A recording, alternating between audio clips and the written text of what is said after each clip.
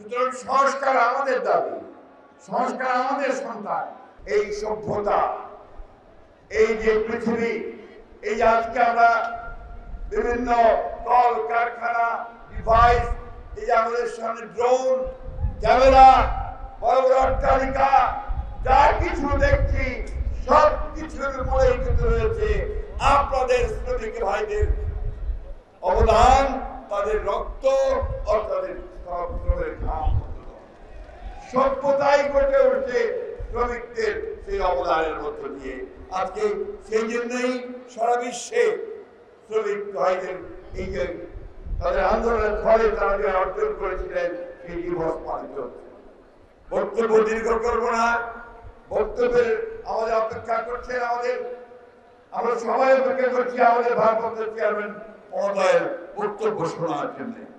আমি শুধু আপনাদের সামনে একটি কথা বলতে চাই, সেটি হচ্ছে যে সবচাইতে বঞ্চিত শ্রেণী মানব জাতির মধ্যে যদি থাকে তাহলে হচ্ছে এই শ্রমিক শ্রেণী। বন্ধুগণ, তারা মাথার ঘাম পায়ে ফেলে ফসল উৎপাদন করে, তারা উৎপাদন করে কলকারখানায়, তারা গোটা সভ্যতাকে বাঁচিয়ে রাখে, অথচ তারাই তাদের ন্যায্য মজুরি পায় না।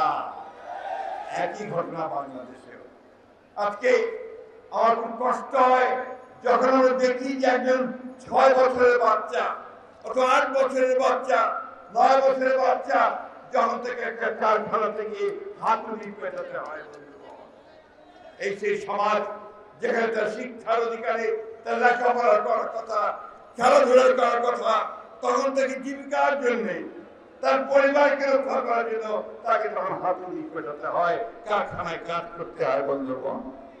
বন্ধুগণ, আজকে সমগ্র বিশ্বে আমি এই কথাই বলছি যে সবচেয়ে বঞ্চিত শ্রেণী হচ্ছে শ্রমিক শ্রেণী। যুগের পরিবর্তন হয়েছে, প্রযুক্তির পরিবর্তন হয়েছে, উৎপাদনের যে প্রক্রিয়া তার পরিবর্তন হয়েছে, এখন যন্ত্রের আবিষ্কার হয়েছে, কম্পিউটার এসেছে, শারীরিক পরিশ্রম কমে এসেছে, কিন্তু শ্রমিক শ্রেণীর যে প্রয়োজন সেটা কিন্তু কমেনি। বন্ধুগণ, আজকে বাংলাদেশে বারবার সরকার এসেছে, আমরাও এসেছি, শ্রমিক শ্রেণীর সত্যিকার অর্থে যে কাজগুলো করা দরকার ছিল আমরা কিন্তু সেই কাজগুলো সবাই করে উঠতে পারিনি। একমাত্র আজকে আমি এই কথা খুব জোর গলায় বলতে চাই যে একমাত্র আমাদের দলের প্রতিষ্ঠাতা, বাংলাদেশের স্বাধীনতার ঘোষক শহীদ প্রেসিডেন্ট জিয়াউর রহমান একমাত্র ব্যক্তি, তিনি প্রথম সেটা উপলব্ধি করেছিলেন, উপলব্ধি করে তিনি অনেকগুলো কাজ করেছিলেন শ্রমিক ভাইদের জন্য। প্রথম কাজ তিনি যেটা করেছিলেন শ্রমিক ভাইদের বন্ধুদের তাদের কর্মসংস্থানের জন্য তিনি যে গার্মেন্টস কারখানাগুলো চালু করেছিলেন, একটা নতুন সুযোগ তৈরি করে দিয়েছিলেন। এবং একই সঙ্গে বাংলাদেশের আমাদের শ্রমিক ভাইরা যেখানে কাজ পায় না, বিদেশে গিয়ে যেন কাজ করে অর্থ উপার্জন করতে পারে, সেই জন্য বিদেশে শ্রমিক রপ্তানি ব্যবস্থা করেছিলেন, রেমিটেন্সের ব্যবস্থা করেছিলেন। আর অনেকগুলো কাজ তিনি করেছিলেন যে গার্মেন্টস সহ নতুন বহু বৃহৎ ক্ষুদ্র শিল্প করে লাখ লাখ নারী পুরুষ শ্রমিকের কর্মসংস্থান করেছেন। আইএলও কনভেনশন 144 অনুমোদন করে ত্রিপক্ষীয় পরামর্শ পরিষদ গঠন করেছিলেন। শ্রমিকদের শিক্ষার জন্য 3টি শিল্প সম্পর্ক মিলনায়তন এবং কল্যাণ চিকিৎসার জন্য 17টি লেবার ওয়েলফেয়ার সেন্টার গঠন করেছিলেন। আবাসনের জন্য ঢাকা চট্টগ্রামের বহু দালান তৈরি করেছিলেন। দেশনেত্রী Begum Khaleda Zia labour code 2006 labour welfare foundation গঠন করেছিলেন। অর্থাৎ যা কিছু শ্রমিকদের জন্য যতটুকু কল্যাণমূলক কাজ করা দরকার, আমাদের দল, আমাদের নেতা শহীদ জিয়া ও দেশনেত্রী বেগম খালেদা জিয়া করেছিলেন। বন্ধুগণ, আজকে আমরা রাজনৈতিকভাবে একটা অস্বাভাবিক পরিস্থিতি বাস করছি। আমাদের একটা ছাত্র জনতার অভ্যুত্থান হয়েছে, আমরা একটা ভয়াবহ ফ্যাসিস্টকে দেশ থেকে তাড়িয়েছি, আমরা ফ্যাসিবাদের পতন ঘটিয়েছি, কিন্তু এখন পর্যন্ত আমরা গণতন্ত্রের উত্তরণ ঘটাতে পারি। এখন পর্যন্ত আমাদের যেটা আকাঙ্ক্ষা, যারা আমাদের জনগণের ভোটের মাধ্যমে আমরা একটা আমাদের সরকার গঠন করবো, পার্লামেন্ট গঠন করব, সেটা কিন্তু আমরা এখনো গঠন করতে পারিনি। অন্তর্বর্তীকালীন সরকার এসেছেন প্রফেসর ইউনূস, আমাদের সকলের শ্রদ্ধেয়, আমরা তাদের কাছে বারবার অনুরোধ করছি যে সংস্কারগুলো দ্রুত সম্পন্ন করুন এবং সংস্কার যে কনসেপ্ট, যে পারসেপশন, এটা কিন্তু বিএনপি প্রথম করেছে। 1975 সালে একদলীয় শাসন ব্যবস্থা বাকশাল থেকে পট পরিবর্তনের পরে আমাদের নেতা শহীদ প্রেসিডেন্ট জিয়া রহমানি সেই বহুদলীয় গণতন্ত্র নিয়ে সে সংস্কার শুরু করেছিলেন।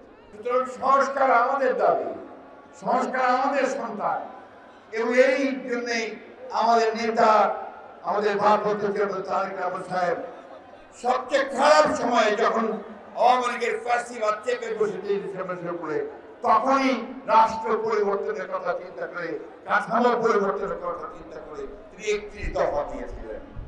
সুতরাং আজকের এই শ্রমিক সমাবেশ থেকে আমরা দাবি করছি অবিলম্বে সংসদ সংস্কার যেগুলো একমত হয়েছে দলগুলো, সেই সংস্কারগুলোকে আপনারা ইমপ্লিমেন্ট করেন, সেগুলোকে কাজে কাজ করেন, সংস্কারগুলো নিয়ে আসেন এবং দ্রুত নির্বাচনের ব্যবস্থা করেন। যেগুলোকে একমত হবে না সেগুলোর মধ্যে চারটা রিফর্মকে সই করে তা পরবর্তী পার্লামেন্টে পাস করার ব্যবস্থা করেন। বন্ধুরা, বক্তব্য দীর্ঘ করার কোনো সুযোগ নেই, এই কথা বলতে চাই যে আজকে বাংলাদেশের অস্তিত্ব নির্ভর করছে গণতন্ত্রের উত্তরণের উপরে, গণতান্ত্রিক ব্যবস্থায় যাওয়ার উপরে, ও সেখানেই আমাদের সমস্যাগুলোর সমাধান হবে। আমরা বিশ্বাস করি কৃষক, শ্রমিক, মেহনতি মানুষের সমস্যার সমাধান একমাত্র সম্ভব একটা গণতান্ত্রিক ব্যবস্থায় উত্তরণের মধ্য দিয়ে। আরেকটা কথা বলে শেষ করব, দয়া করে রাজনৈতিক দলগুলোকে ইগনোর করে, অবহেলা করে, জনগণকে অবহেলা করে এমন কোন চুক্তি করবেন না যে চুক্তি বাংলাদেশের স্বার্থের বিরুদ্ধে যাবে। আমি আবার আমার শ্রমিক ভাইদেরকে আন্তরিক শুভেচ্ছা জানাচ্ছি এই দিবসে। সেই সঙ্গে যে স্লোগানটি এই দিনের সবচেয়ে বড় স্লোগান, সমস্ত দুনিয়ার শক্তিকে এক করে, সেই স্লোগান দিয়ে শেষ করতে চাই, দুনিয়ার মজদুর, দুনিয়ার মজদুর। ধন্যবাদ। আসসালামু আলাইকুম। বাংলাদেশ জিন্দাবাদ, বাংলাদেশ জাতীয়তাবাদী দল জিন্দাবাদ, শহীদ জামানত দেশনেত্রী বেগম খালেদা জিয়া জিন্দাবাদ, তারেক রহমান জিন্দাবাদ।